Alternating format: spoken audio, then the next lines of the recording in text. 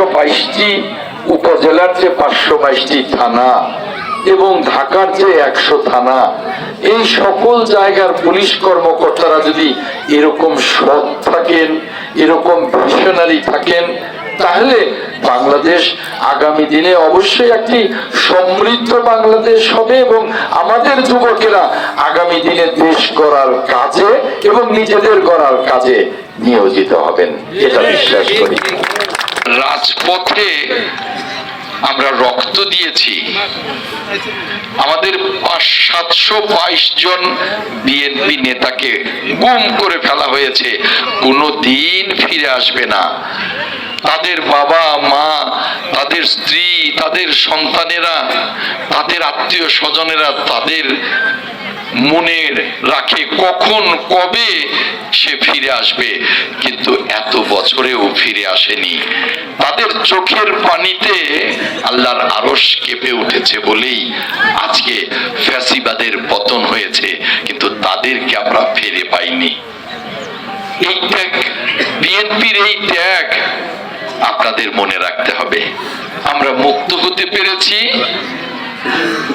আমাদের সাথে সংযুক্ত হয়েছিল আমাদের ছাত্ররা, আমাদের শ্রমিকেরা, সর্বোপরি আবাবিল পাখির মতো 5ই অগাস্ট যেভাবে জনগণ তাদের জোয়ারের মতো আবাবিল পাখির মতো আসতে শুরু করেছিল, হাসিনা পালিয়ে যেতে বাধ্য হয়েছিল, হাসিনা পালিয়ে যেতে বাধ্য হয়েছিল। আজকে মুক্ত বাংলাদেশ, এই মুক্ত বাংলাদেশে আমরা একটি নির্বাচনের জন্য অপেক্ষা করছি, যে অবাধ এবং নিরপেক্ষ নির্বাচনের মধ্য দিয়ে জনগণের ক্ষমতায়ন হবে। জনগণ তাদের ইচ্ছে মতো ভোট দিয়ে তাদের প্রতিনিধিকে সংসদে পাঠাবেন। আর এজন্যই 17টি বছর রক্তের রাজপথ রঞ্জিত হলেও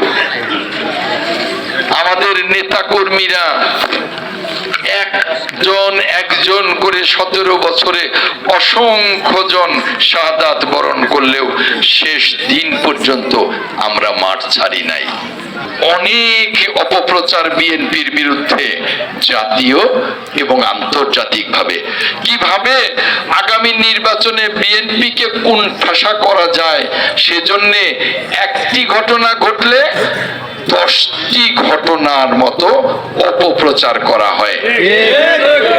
আমি শুধু আজকে এখানে আমাদের এখানে এই সম্মানিত সদস্য, সম্মানিত গেস্ট, সম্মানিত মেহমান যারা এসেছেন তাদেরকে এসে এই ছোট্ট রাজনসুর ফাউন্ডেশনের এই গ্রামে এসে আমরা অভিভূত। এখানে আমাদেরকে আপনারা সম্মানিত করেছেন, এখানে এসে এই ফাউন্ডেশনের উদ্যোগে যে কাজ হচ্ছে সেটা উত্তর আরো সমৃদ্ধ হবে। আমাদের সাহায্য সহযোগিতা যেখানে প্রয়োজন আমরা সেটা করব। এখানে এটাই আমাদের ভারপ্রাপ্ত চেয়ারম্যান তারেক রহমান সাহেব যেটা বলেছেন যে জনগণের পাশে দাঁড়াতে এবং আগামী নির্বাচন কঠিন হবে। তো আগামী নির্বাচনে শুধু আমি ভালো থাকলে হবে না, আমার প্রতিটি নেতা কর্মীকেও ভালো হতে হবে, তাদেরকেও জনগণের পাশে দাঁড়াতে হবে। আমরা সশৃঙ্খলভাবে থাকবো, আমরা জনগণের পাশে থাকবো। এর সাথে সাথে আমরা যেটা শুরু করেছি, আমরা প্রত্যেকটা ইউনিয়নের প্রত্যেকটি ওয়ার্ডে 31 দফা নিয়ে যুবদল, ছাত্রদল, স্বেচ্ছাসেবক দল, বিএনপি মূল দল মিলিয়ে যে আলোচনা সভা, যে বিকেলের উঠান অনুষ্ঠান শুরু হয়েছে, এটাকে আরো কন্টিনিউ করব যাতে প্রত্যেকের মাঝে এই 31 দফা ছড়িয়ে পড়ে। এছাড়া কোরআন শিক্ষার প্রশিক্ষণ, প্রত্যেক রমজানের কোরআন শিক্ষার প্রশিক্ষণ সহ, এবং এই যে গতবার যে বন্যাটা হলো 24-এ যে বন্যাটা হলো নোয়াখালী ফেনীতে, সেই ফেনীতেও আমরা আমাদের ফাউন্ডেশনের পক্ষ থেকে সাহায্য সহযোগিতা করে যাচ্ছি এবং করছি। এছাড়া বৃক্ষরোপণ কর্মসূচি আর অনেক কর্মসূচি আছে, এটা আপনাদের এলাকার সকলেই সহযোগিতা এবং আমাদের ফাউন্ডেশনের কর্মীরা সহ এই কাজটা করে যাচ্ছি। এটাই আমাদের মূলত কার্যক্রম এবং একটা মহৎ কাজ করে যাচ্ছি। এখানে কোনো গ্রুপিং নেই, আমাদের কিচ্ছু নেই, আমরা একদম মহৎ কাজে আমাদের নিজস্ব উদ্যোগে আমাদের ফাউন্ডেশনের কিছু নিজস্ব মানুষের উদ্যোগে এই কাজগুলো আমরা করে যাচ্ছি। বিএনপি যখন ক্ষমতায় ছিল, তারেক রহমান যখন একেবারে টপ থেকে তরুণ, তখন উনি যখন প্রথম রাজনীতিতে আসলেন, উনি কিন্তু এই কাজগুলি করতেন। প্রত্যেক এলাকায় যেতেন, বৃক্ষরোপণ অভিযান উনি শুরু করেছিলেন, গরিবদের ভিতরে ছাগল, গরু, হাঁস মুরগি বিতরণ শুরু করেছিলেন, শীতবস্ত্র করতেন। এইগুলি কিন্তু আমাদের রাজনৈতিক কর্মসূচির একটা অংশ। সেই অংশই এই রাজনাথপুর ফাউন্ডেশন করছে। আমি মনে করি আমাদের কাজে তারা এগিয়ে নিয়ে যাচ্ছে। এই কারণে আমরাও তাদের সাথে আছি। তাদের কাছে এগিয়ে নেওয়ার জন্য আমরা সার্বিকভাবে তাদের পাশে থাকবো, সহযোগিতা করব। এই রাজনাথপুর মাঠে একটি সুন্দর সাবলীল ভাষায় এবং কি সব দূরে এই ফাউন্ডেশনের উদ্যোগে একটি সুন্দর অনুষ্ঠান করতে পেরে আল্লাহ তাআলার লাখ কোটি শুকরিয়া আদায় করছি। যে আয়োজন আমার এই গ্রামের ছেলেরা করেছে, অত্যন্ত মহতি উদ্যোগ। গরিব মানুষের জন্য এই যে আয়োজন, ফ্রি মেডিকেল ক্যাম্প এবং শীতবস্ত্র বিতরণ, অত্যন্ত শৈত্যপ্রবাহে মানুষ যুবতী হয়ে গেছে। সেই সময়ে আয়োজনকে আমি সাধুবাদ জানাই এবং তাদের ফাউন্ডেশনের কার্যক্রমকে আমি সাধুবাদ জানাই। গরিব মানুষের হক আমাদের, যারা সমৃদ্ধশালী, যারা সচ্ছল মানুষ, তাদের সম্পদের মধ্যে তাদের হক নিহিত আছে। এটা আজকে যে একটি সুন্দর পরিবেশে বাংলাদেশে আমরা বিগত 5 তারিখের পূর্বেও আমরা এই ধরনের কোনো সভা করতে পারিনি। আজকে সেই পরিবেশ ফিরে এসেছে। গোপীনগর গ্রামে যে 4 জনকে হত্যা করেছিল আওয়ামী সন্ত্রাসী এবং পুলিশ কর্তৃক, সেই অনুষ্ঠানে দেশদেবী এবং খালেদা জিয়া এখানে আসছিলেন। আমিও সেখানে শরীক হয়েছিলাম। আমিও আসছিলাম ওই অনুষ্ঠানে যুবদলের ভাইস চেয়ারম্যান হিসাবে। যুবদলের সভাপতি সাইফুল আলম নীরব এবং আমরা সংগঠনভাবে এখানে আসছিলাম ওই অনুষ্ঠানে।